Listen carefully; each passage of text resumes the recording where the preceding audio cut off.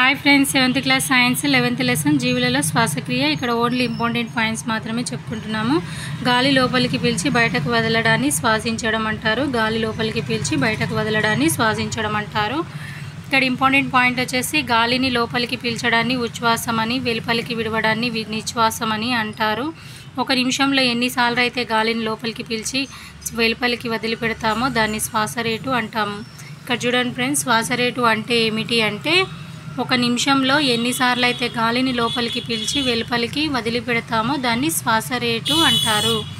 ఇక్కడ చూడండి, గాలిని లోపలికి పీల్చడాన్ని ఉచ్ఛ్వాసమని, వెలుపలికి విడవడాన్ని నిశ్వాసమని అంటారు. శ్వాసక్రియ రేటు అంటే నిమిషంలో ఎన్నిసార్లు గాలిని లోపలికి పీల్చి వెలుపలికి వదిలిపెడతామో దాన్ని శ్వాస రేటు అంటారు. వ్యాయామం చేసిన తర్వాత, పరిగెత్తిన తర్వాత మనకు అలసిపోయినట్లు అనిపిస్తుంది. అప్పుడు బాగా ఆయాస పడుతుంటాము. అంటే వ్యాయామం, పరిగెత్తడం లాంటి పనులు శ్వాసించే రేటు పైన ప్రభావాన్ని చూపుతాయన్నమాట. ఓకే, వ్యాయామం చేసినప్పుడు పరిగెత్తేటప్పుడు తర్వాత మనకు అలసిపోయినట్టు అనిపిస్తుంది. అప్పుడు బాగా ఆయాస పడుతుంటాం. అంటే వ్యాయామం, పరిగెత్తడం లాంటి పనులు శ్వాసించే రేటు పైన ప్రభావాన్ని చూపుతాయన్నమాట. ఏవి చూపిస్తాయి? శ్వాసించే రేటు పైన వ్యాయామము ప్రభావం చూపుతుందన్నమాట. వ్యాయామం చేసిన తర్వాత శ్వాస రేటు పెరుగుతుందా, తగ్గుతుందా? మీ అభిప్రాయం తెలపండి అని అన్నాడు. ఖచ్చితంగా శ్వాస రేటు పెరుగుతుంది. వ్యాయామం చేసిన తర్వాత శ్వాస రేటు పెరుగుతుంది. మనం గాలిని పీల్చినప్పుడు ఆ గాలి మన ఛాతీలో ఉండే ఊపిరితిత్తులను నింపేస్తుంది. మనం గాలిని పీల్చినప్పుడు ఆ గాలి మన ఛాతీలో ఉండే ఊపిరితిత్తులను నింపేస్తుంది. పీల్చిన గాలి, వదిలిన గాలి మధ్య ఏమైనా తేడా ఉందేమో తెలుసుకోవడానికి మీ చూపుడు వేలు వెనుక భాగం ముక్కు రంధ్రాల దగ్గర ఉంచి గాలి వదలండి. ఓకే, ఈ గాలి వెచ్చగా ఉందా అంటే మనం పీల్చుకునే గాలి చల్లగా ఉంటుంది, మనం వదిలిపెట్టే గాలి వెచ్చగా ఉంటుంది. ఈ ప్రయోగం ఆధారంగా మన ముక్కు, నోటి నుండి వదిలిపెట్టిన గాలిలో తేమ సిరంజి ద్వారా వచ్చిన గాలిలో తేమ కంటే ఎక్కువగా ఉంటుందని చెప్పవచ్చు. ఈ ప్రయోగం ఆధారంగా మన ముక్కు, నోటి నుంచి వదిలిపెట్టిన గాలిలో తేమ సిరంజి ద్వారా వచ్చిన గాలిలో తేమ కంటే ఎక్కువగా ఉంటుందన్నమాట. మన ముక్కు నుంచి వచ్చేది తేమ ఎక్కువగా ఉంటుందన్నమాట. మనం నిరంతరం గాలిని పీలుస్తూ వదులుతూ ఉంటాము. వదిలే గాలి వెచ్చగా ఉండడంతో పాటు కొంచెం తేమను కూడా కలిగి ఉంటుంది. ఓకే,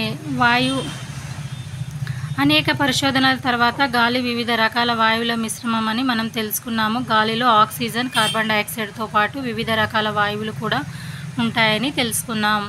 చూడండి ఫ్రెండ్స్, అనేక పరిశోధనల తర్వాత గాలి వివిధ రకాల వాయువుల మిశ్రమం అని తెలుసుకున్నాము. గాలిలో ఆక్సిజన్, కార్బన్ డైఆక్సైడ్తో పాటు వివిధ రకాల వాయువులు కూడా ఉంటాయని తెలుసుకున్నాము.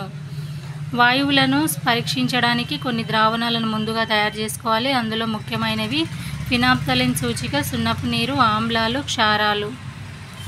సున్నపు నీరు ఇది ఏదో తెలుసుకున్నామంటే ఆమ్లాల, క్షారాలు అనే పాఠభాగంలో నేర్చుకున్నాం అన్నమాట. వాయువును పరీక్షించడానికి కొన్ని ద్రావణాలను ముందుగా తయారు చేసుకోవాలి. అందులో ముఖ్యమైన ద్రావణాలు ఏంటంటే ఫినాప్థలిన్ సూచిక, సున్నపు నీరు. ఇక్కడ చూడండి ఫ్రెండ్స్, కార్బన్ డైఆక్సైడ్ ఆవిష్కరణ ఎలా జరిగిందనే దాని గురించి ఉంది. వాన్ హెల్మెంట్ అనే శాస్త్రవేత్త మొట్టమొదటిగా గాలిలో ఏముంటుందో తెలుసుకోవడానికి ప్రయత్నించాడు. బొగ్గుని మండించడం వల్ల బూడిద ఏర్పడుతుందని ప్రయోగం చేశాడు. బొగ్గు బరువు బూడిద బరువు కంటే చాలా ఎక్కువగా ఉంటుందని కనుగొన్నాడు. దీని ఆధారంగా బొగ్గును మండించినప్పుడు మనకు కనపడని ఏదో పదార్థం ఏర్పడడం వల్ల బొగ్గు బరువు తగ్గిందని, ఆ పదార్థాన్ని వాయువు అంటారని చెప్పాడు. చూడండి ఫ్రెండ్స్, ఎంత బాగా వివరించిండు. వాన్ హెల్మెంట్ అనే శాస్త్రవేత్త మొట్టమొదట గాలిలో ఏముంటుందో తెలుసుకోవాలని ప్రయత్నం చేసిండు అనమాట. బొగ్గును మండించిండు. ఇది ఒక బొగ్గుని మండించడం వల్ల బూడిద ఏర్పడుతుందని ప్రయోగం చేశాడు. అయితే బొగ్గు మండిస్తే అది బూడిద మారుతుంది. బొగ్గు బరువు బూడిద బరువు కంటే చాలా ఎక్కువగా ఉందంట. బొగ్గు ఏమో బరువు ఎక్కువ ఉంది, బూడిద మండిపోయిన తర్వాత బూడిద బరువు తక్కువ ఉంది. అయితే ఆ మిగిలిన తక్కువ ఉన్న బరువు ఎగిటెళ్ళిందని ఆయన ఆలోచించిండు అనమాట. దీని ఆధారంగా బొగ్గు మండించినప్పుడు మనకు కనపడని ఏదో పదార్థం ఏర్పడడం వల్ల బొగ్గు బరువు తగ్గిందని, ఆ పదార్థాన్ని వాయువు అంటారని చెప్పిండనమాట. ఎవరు చెప్పారు? Van Helmont. నేనే 1756 సంవత్సరంలో జోసెఫ్ బ్లాక్ ఈ వాయువు గురించి మరింత లోతుగా అధ్యయనం చేశాడు. 1756వ సంవత్సరంలో జోసెఫ్ బ్లాక్ ఈ వాయువును గురించి మరింత లోతుగా అధ్యయనం చేశాడు. సున్నపు రాయిని వేడి చేసినప్పుడు లేదా దాన్ని ఆమ్లంతో చర్య జరిపినప్పుడు ఒకే రకమైన వాయువు వెలువడుతుందని గుర్తించాడు. సున్నపు రాయిని వేడి చేసినప్పుడు లేదా దాన్ని ఆమ్లంలో చర్య జరిపినప్పుడు ఒకే రకమైన వాయువు వెలువడుతుందని గుర్తించాడు. దానికి స్థిరమైన గాలి అని పేరు పెట్టాడు అన్నమాట. గుర్తించి దానికి స్థిరమైన గాలి అని పేరు పెట్టాడు. ఈ వాయువు ధర్మాలను అధ్యయనం చేశాడు. ఈ వాయువును సున్నపు నీటి గుండా పంపినప్పుడు అది సున్నపు తేటలను పాలలాగా తెల్లగా మారుస్తుందని గుర్తించాడు. దీన్ని ప్రస్తుతం మనం కార్బన్ డైఆక్సైడ్ అని పిలుస్తున్నాము. ఇక్కడ చూడండి ఫ్రెండ్స్, 1756 సంవత్సరంలో జోసెఫ్ బ్లాక్ ఈ వాయువుని గురించి మరింత లోతుగా అధ్యయనం చేశాడు. సున్నపు రాయిని వేడి చేసినప్పుడు లేదా ఆమ్లంతో చర్య జరిపినప్పుడు ఒకే రకమైన వాయువు వెలువడుతుందని గుర్తించాడు. దానికి స్థిరమైన గాలి అని పేరు పెట్టిండు. ఈ వాయువు ధర్మాలను అధ్యయనం చేశాడు. ఈ వాయువును సున్నపు నీటి గుండా పంపినప్పుడు అది సున్నపు తేటను పాలలాగా తెల్లగా మారుస్తుందని గుర్తించాడు. దీన్ని ప్రస్తుతం మనం కార్బన్ డైఆక్సైడ్ అని పిలుస్తున్నాము. ఆక్సిజన్ ఆవిష్కరణ. కార్బన్ డైఆక్సైడ్ను కనుగొన్న తర్వాత దాదాపు 2 దశాబ్దాల అనంతరం ఆక్సిజన్ వాయువును కనుగొన్నారు. జోసెఫ్ ప్రెస్లీ అనే శాస్త్రవేత్త వివిధ రకాల వాయువులపై ప్రయోగాలు పరిశీలనలు అనే పుస్తకాన్ని ప్రచురించాడు. దీనిలో ఆయన మొక్కలు విడుదల చేసే జంతువులు పీల్చే వాయువులను గురించి తొలిసారిగా నిరూపించాడు. వెలుగుతున్న కొవ్వొత్తి పైన సీసాను మూసి ఉంచినప్పుడు అది వెలిగే సమయం కన్నా మూసి ఉన్న సీసాలో పుదీనా కొమ్మను ఉంచినప్పుడు మరికొంత ఎక్కువసేపు వెలగడాన్ని గుర్తించాడు. కొవ్వొత్తి వెలగడం వల్ల దానిలో తగ్గిపోయినదేదో పుదీనా ఆకుల ద్వారా తిరిగి చేరుతుందని, గాలిలో తగ్గిపోయినదేదో పుదీనా ఆకుల ద్వారా తిరిగి చేరుతుందని గుర్తించాడు. ఇక్కడ చూడండి ఫ్రెండ్స్, ఇక్కడ ఇంపార్టెంట్ ఏంటంటే కార్బన్ డైఆక్సైడ్ని కనుగొన్న తర్వాత 2 దశాబ్దాల అనంతరం ఆక్సిజన్ వాయువును కనుగొన్నారు. జోసెఫ్ ప్రెస్లీ అనే శాస్త్రవేత్త వివిధ రకాల వాయువులపై ప్రయోగాలు చేసిండు. పరిశీలనలు అనే పుస్తకాన్ని ప్రచురించాడు. వివిధ రకాల వాయువులపై ప్రయోగాలు పరిశీలనలు అనే పుస్తకాన్ని ప్రచురించాడు జోసెఫ్ ప్రెస్లీ. దీనిలో ఆయన మొక్కలు విడుదల చేసే జంతువులు పీల్చే వాయువుల గురించి తొలిసారిగా నిరూపించాడు జోసెఫ్ ప్రెస్లీ. వెలువడుతున్న కొవ్వొత్తిపై సీసాను మూసి ఉంచినప్పుడు అది వెలిగే సమయం కన్నా మూసి ఉన్న సీసాలో పుదీనా కొమ్మను ఉంచినప్పుడు మరి కొంత ఎక్కువసేపు వెలగడాన్ని గుర్తించిండనమాట. ఇక్కడ ఆల్రెడీ వెలుగుతున్న కొవ్వొత్తిపై సీసా మూస్తేనేమో అది కొంచెం సమయం తక్కువ వెలిగింది. అదే వెలుగుతున్న కొవ్వొత్తిలో ఒక పుదీనా ఆకు పెట్టి సీసా మూస్తేనంటే అది కొంచెం ఎక్కువసేపు వెలిగింది. అలా ఎందుకు వెలిగింది అని చెప్పేసి కొవ్వొత్తి వెలుగలో ఆలోచించిండు అనమాట. కొవ్వొత్తి వెలగడంలో గాలిలో తగ్గిపోయినదేదో పుదీనా ఆకుల ద్వారా తిరిగి చేరుతుందని గుర్తించాడు. Joseph Presley Lavoisier. Joseph Presley తన అనుభవాలను లెవోయిజర్కు చెప్పాడు. వాతావరణంలోని వాయువుల మీద లెవోయిజర్ అనేక రకాల ప్రయోగాలు చేశాడు. గాలిలో అనేక రకాల వాయువులు ఉంటాయని ప్రెస్లీ చేసిన ప్రయోగాలు నిర్ధారిస్తూ లెవోయిజర్ గాలిలో ఉండే ముఖ్యమైన అనుఘటకాన్ని తెలుసుకోవడానికి ప్రయత్నించాడు. దానికి ఆక్సిజన్ అని పేరు పెట్టాడు. అంటే ఆక్సిజన్ అని పేరు పెట్టింది ఎవరు అంటే లెవోయిజర్ అనమాట. గ్రీకు భాషలో ఆక్సిజన్ అంటే ఆమ్లాలను తయారు చేసేదని అర్థం. ఇది అన్ని రకాల ఆమ్లాలతో ఉంటుందని అతని నమ్మకం. నుండి జోసెఫ్ ప్రెస్లీ తన అనుభవాలను లెవోయిజర్కు చెప్పిండనమాట. వాతావరణంలోని వాయువుల మీద లెవోయిజర్ అనేక రకాల ప్రయోగాలు చేశాడు. గాలిలో అనేక రకాల వాయువులు ఉంటాయని ప్రెస్లీ చేసిన ప్రయోగాలను నిర్ధారిస్తూ లెవోయిజర్ గాలిలో ఉండే ముఖ్యమైన అనుఘటకాలను తెలుసుకోవడానికి ప్రయత్నించాడు. దీనికి ఆక్సిజన్ అని పేరు పెట్టింది లెవోయిజర్. గ్రీకు భాషలో ఆక్సిజన్ అంటే ఆమ్లాలను తయారు చేసేదని అర్థం. ఇది అన్ని రకాల ఆమ్లాలలో ఉంటుందని నమ్మకం. మనం పీల్చే గాలిలో ఆక్సిజన్ మాత్రమే కాకుండా మిగిలిన వాయువులు కూడా ఉంటాయి. అదేవిధంగా మనం వదిలే గాలిలో కార్బన్ డైఆక్సైడ్ మాత్రమే కాకుండా మిగిలిన వాయువులు కూడా ఉంటాయి.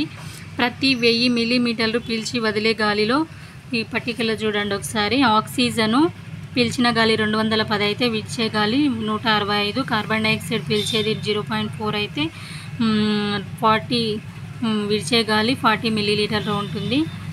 అంటే విడిచే గాలి ఎక్కువగా ఉంటుంది చూడండి. ఆక్సిజన్ ఏమో తక్కువ వదిలిపెడుతుంది, ఎక్కువ తీసుకుంటుంది. నైట్రోజన్ ఇతర వాయువులేమో 790 మిల్లీలీటర్లలో ఉంటే విడిచే గాలి 795 ఉంటుంది. ఇదే చూడండి. ఇక్కడ చూడండి దుప్పల కింద ఓకే చేప. దుప్పల కింద చూసినట్లయితే ఎరుపు రంగులో ఉండే మొప్పలు కనబడతాయి. ఇవే చేపలు శ్వాసవయవాలు. నీరు నోటి నుంచి మొప్పల గుండా ప్రవహించి దుప్పల ద్వారా వెలుపలికి వస్తుంది. మొప్పలు నీటిలో కరిగిన ఆక్సిజన్ను శోషిస్తాయి. మొప్పలు నీటిలో కరిగిన ఆక్సిజన్ను శోషిస్తాయి. ఈ ఆక్సిజన్ శరీరంలోని ఇతర భాగాలకు సరఫరా అవుతుంది. ఇక్కడ చూడండి ఫ్రెండ్స్, చేప గురించి. దుప్పల కింద చూసినట్లయితే ఎరుపు రంగులో ఉండే మొప్పలు కనబడతాయి. ఇవే చేప శ్వాసవయవాలు. చేప శ్వాసవయవాలు ఏంటివంటే మొప్పలు అన్నమాట. దుప్పల కింద మొప్పలు ఉంటాయన్నమాట. ఇవే చేప శ్వాసవయవాలు. నీరు నోటి నుంచి మొప్పల గుండా, ఫస్ట్ నీరు నోటి నుంచి మొప్పల గుండా ప్రవహించి దుప్పల ద్వారా బయటికి వెలువడుతుంది. దుప్పలు అనేవి బయటికి ఉంటాయన్నమాట. మొప్పల గుండా నీరు ప్రవహించి దుప్పల ద్వారా బయటికి వెలువడుతుంది. మొప్పలు నీటిలో కరిగి ఉన్న ఆక్సిజన్ను శోషిస్తాయి. మొక్కలు నీటిలో కరిగిన ఆక్సిజన్ను శోషిస్తాయి. ఈ ఆక్సిజన్ శరీరంలోని ఇతర భాగాలకు సరఫరా అవుతుంది. అది 3 ప్రదేశాలలోనూ ఎలా ఉండగలుగుతుంది అంటే కప్ప. చూడండి ఫ్రెండ్స్, కప్ప గురించి. ఇది 3 ప్రదేశాల్లో ఎలా ఉండగలుగుతుంది. భూమిపైన ఉన్నప్పుడు ఊపిరితిత్తులతో శ్వాసిస్తుందన్నమాట. సంవత్సరానికి 2 సార్లు భూమి లోపలికి వెళ్ళి విశ్రాంతి తీసుకుంటుంది. అప్పుడు తేమగా ఉండే దాన్ని చర్మం ఊపిరితిత్తుల్లాగా పనిచేస్తాయన్నమాట. భూమి లోపల ఉన్నప్పుడు తేమగా ఉన్న చర్మం ఊపిరితిత్తులాగా పనిచేస్తుంది. చిరుకప్ప లేదా టాల్పోట్ డింబకంగా ఉన్నప్పుడు నీటిలో కరిగి ఉన్న గాలిని మొప్పల ద్వారా శ్వాసిస్తుందన్నమాట. నీటిలో ఉన్న గాలిని మొప్పల ద్వారా శ్వాసిస్తుంది. ఇది 3 ప్రదేశాల్లో ఎలా ఉండగలుగుతుంది అంటే భూమిపైన ఉన్నప్పుడు ఊపిరితిత్తులో శ్వాసిస్తుంది. సంవత్సరానికి 2 సార్లు భూమి లోపలికి వెళ్ళి విశ్రాంతి తీసుకుంటుంది. సంవత్సరానికి ఎన్నిసార్లు? 2 సార్లు. అప్పుడు తేమ ఉండేదాన్ని చర్మం ఊపిరితిత్తులుగా పనిచేస్తుంది. భూమి లోపలికి వెళ్ళినప్పుడు తేమగా ఉండేదాన్ని చర్మం ఊపిరితిత్తులుగా పనిచేస్తుంది. చిరుకప్ప లేదా టాల్పోట్ డింబకంగా ఉన్నప్పుడు నీటిలో కరిగి ఉన్న గాలిని మొప్పల ద్వారా శ్వాసిస్తుంది. కప్ప ఏం చేస్తుంది? ఊపిరితిత్తులతో శ్వాసిస్తుంది, చర్మంతో శ్వాసిస్తుంది, మొప్పల ద్వారా శ్వాసిస్తుంది అన్నమాట కప్ప. బొద్దింక దేహాన్ని పార్శ్వభాగంలో చిన్న చిన్న రంధ్రాలు ఉంటాయి. ఈ రంధ్రాలను స్పెరకిల్స్ అంటారు. బొద్దింక లాంటి ఇతర కీటకాల్లో కూడా ఇదే విధంగా రంధ్రాలు ఉంటాయి. బొద్దింక దేహం ప్రతిఖండితంతో ఉండే చిన్న రంధ్రాల శ్వాసనాళాలతో సంధానమై ఉంటాయి. ఈ నాళాలను ట్రాకియా వాయునాళాలు అంటారు. ఈ నాళాలు శ్వాసక్రియలో ఉపయోగపడతాయి. స్పెరకిల్స్ ద్వారా గ్రహించిన గాలిని శ్వాసనాళాలు బొద్దింక శరీరానికి సరఫరా చేస్తాయి. అలాగే శరీరం నుంచి గ్రహించిన గాలిని సేకరించి సెరకల్స్కి ద్వారా వెలుపలికి పంపిస్తాయి. ఇక్కడ చూడండి ఫ్రెండ్స్, ఇంపార్టెంట్ వచ్చేసి బొద్దింక దేహానికి పార్శ్వభాగంలో చిన్న చిన్న రంధ్రాలు ఉంటాయి. ఆ రంధ్రాలను ఏమంటారంటే స్పెరకిల్స్ అంటారు అన్నమాట. బొద్దింక దేహము ప్రతిఖండితంతో ఉండే చిన్న రంధ్రాలు శ్వాసనాళాల్లో సంధానమై ఉంటాయి. ఈ నాళాలను ఏమంటారంటే ట్రాకియా అంటారు. ఈ ట్రాకియాని వాయునాళాలని కూడా అంటారు. ఈ నాళాలు శ్వాసక్రియలో ఉపయోగపడుతుంది. స్పెరకల్స్ ద్వారా గ్రహించిన గాలిని నాళాలు బొద్దింక శరీర భాగాలకు సరఫరా చేస్తాయి. అలాగే శరీరం నుండి గ్రహించిన గాలిని సేకరించి స్పెరకల్స్ ద్వారా వెలుపలికి పంపిస్తాయి.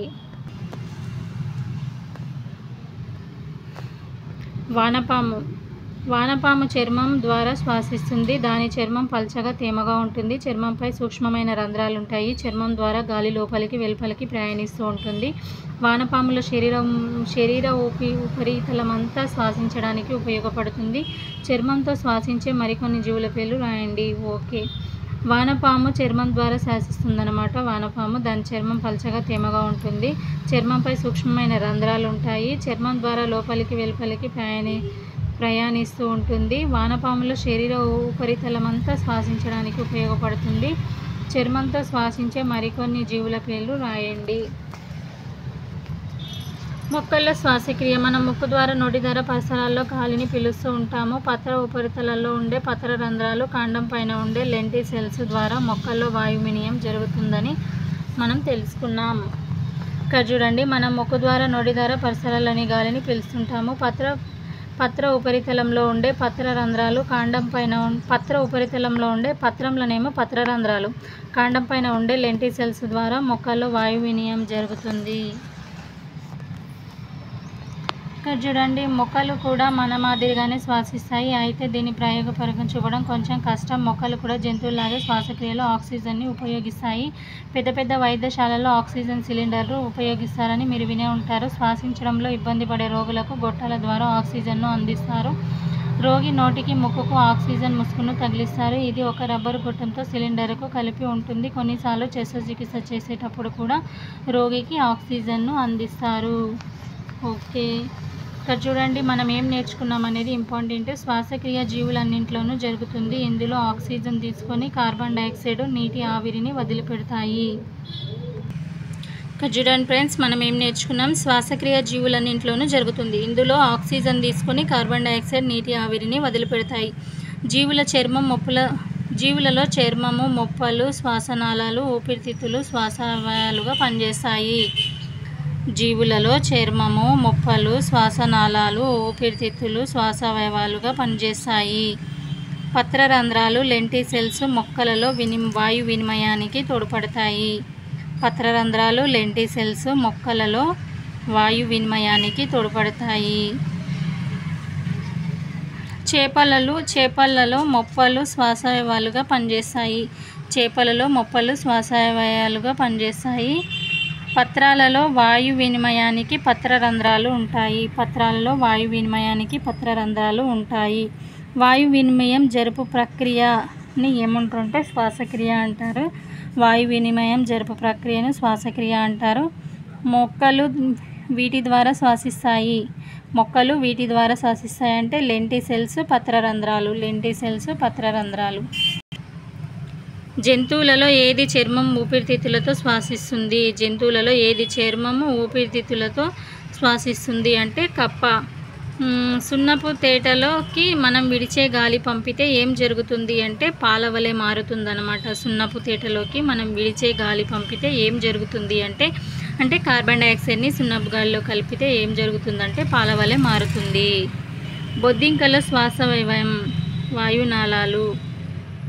బొద్దింకలో శ్వాసవయవము, వాయునాళాలు. Okay friends, 11th lesson complete అయిపోయింది.